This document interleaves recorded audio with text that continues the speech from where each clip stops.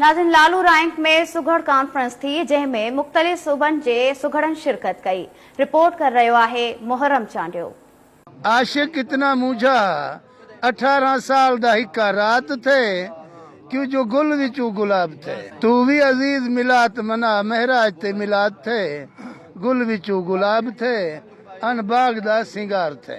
Asada mission भी होए जो जिंदगी गुजरे साडी असा ई शुगल ई महफिल च रह वञूं। गंढियूं मंझि गंढी रजे तेड़ो पेच पाइजे कूड़ो माण्हू परे खां पधरो खणी लखनि में लिकाइजे कोट वारी जो किरंदो खणी कहिड़ो बि जोड़ाइजे तंहिंखां पोइ सचो रही सभु कंहिं सां मन पंहिंजो मुरकाइजे लव अहिड़ी लाइजे जीअं रहे बामानत बहार जे। आम माण्हू ख़ासि तौर ते लोक अदब खे इख़्तियार कनि था ऐं लोक अदब उन्हनि जे विंदर विरोह जो हिकिड़ो ज़रियो आहे त इन सां गॾु तरबियत जो बि हिसो आहे, तालीम जो बि हिसो आहे। लोक अदब जॾहिं ॾिसंदव तव्हां त ही रुगो असांजो जेको सिंधी लोक अदब आहे इन जी जेका आहे सा इन जूं मुख़्तलिफ़ सिन्फ़ूं ॿिए लोक अदब जीअं मिसाल पंजाबी लोक अदब आहे, जीअं बलोची लोक अदब आहे, पश्तो लोक अदब आहे, ब्राहिवी लोक अदब आहे, त केतिरियूं ॻाल्हियूं अहिड़ियूं आहिनि या केतिरियूं सिन्फ़ूं अहिड़ियूं आहिनि जो उन्हनि में हिकु जहिड़ाई आहे।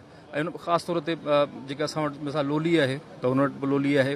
ऐं ईअं जेकॾहिं तव्हां लोकगीत ॾिसंदव त लोकगीत सभिनी वटि आहिनि। लोक अदब उहो आहे जंहिंजो तख़लीक़कार जेको आहे सो ज़ाहिर न हुजे, पर अॼु जे दौर में जेको लोक अदब तख़लीक़ थिए पियो उनजा तख़लीक़कार ज़ाहिर आहिनि ऐं बाक़ाइदा उनजा नाला आहिनि। मिसाल असांजी सुञाणप आहे हो जमालो ऐं हो जमालो असां वटि जेको आहे मर्द जो किरदारु आहे। वरी हिकिड़ी अजब जहिड़ी ॻाल्हि तव्हांखे मिलंदी त पंजाब जो जेको लोकगीत आहे उहो आहे जुगनी ऐं जुगनी जेको आहे उहो वरी जेको आहे सो मर्द जो किरदारु न आहे। त इहो हिकिड़ो मिज़ाज जो फ़र्क़ु आहे त हुते कंहिंखे वधीक पसंदि कयो थो वञे, असां वटि कंहिंखे पसंदि कयो थो वञे। ऐं ईअं वरी दाना पदाना जेको आहे सो बलूचिस्तान में मशहूरु गीत आहे। इन खां सवाइ असांजा जेके लोक किस्सा आहिनि उहे बि हिकिड़ी गॾियल मीरास आहिनि, गॾियल मिल्कियत आहिनि। उन में तव्हां ॾिसंदव त जेकॾहिं ससुई पुन्हूअ जो ॿई किरदारु आहिनि। ससुई हितां जी आहे त पुन्हू जेको आहे सो बलूचिस्तान जो आहे। त बलोची ॿोलीअ में, सिंधी ॿोलीअ में ऐं ब्राहिवी ॿोलीअ में, पंजाबी ॿोलीअ में, सराइकी ॿोलीअ में ससुईअ ते तमामु घणो शाइरी कई वई आहे। ऐं उहा शाइरी क्लासिकल शाइरनि न कई आहे, असांजे लोक शाइरनि सुघड़नि में उन ते शाइरी कई आहे। बलूचिस्तान जी पटीअ में वॾे अंग में सिंधी रहनि था ऐं सिंधी ॿोली ॻाल्हाइनि था। पंजाब में वॾो अंग आहे असांजे जेको आहे सराइकी ऐं सिंधी दोस्तनि जो। उते जेके सुघड़ उहे पंहिंजो जेको लोक शाइरी करनि पिया ऐं उन्हनि खे महफ़ूज़ करण जी ज़रूरत आहे। सालियानी ही जेकी कॉन्फ्रेंस आहे इन कॉन्फ्रेंस जे ज़रिए जेको आहे असां सभिनी उन दोस्तनि खे सॾियूं था पिया, सभई हिते गॾियूं था। उहे दोस्त अची करे ऐं पंहिंजे लोक अदब जी वाध वेह जे लाइ कमु करनि था पिया। असां मुख़्तलिफ़ ॿोलियुनि जे हवाले सां हिते लोक अदब जूं सिन्फ़ूं पेश कंदा आहियूं ऐं उन में ख़ासि करे असांजो जेको सिंधी लोक अदब आहे उन खे रोशनास कराइण जे लाइ सिंधी ॿोलीअ जी ख़िदमत जे हवाले सां ही कॉन्फ्रेंस कयूं था। अॼु लालू रैंक जे अंदरि ही असांजी 15वीं कॉन्फ्रेंस आहे 23 मार्च जे हवाले सां। गुज़िरियल साल असां लोक अदब बचायो तहरीक शुरू कई हुई जंहिंखे अॼु साल मुकमल थी रहियो आहे।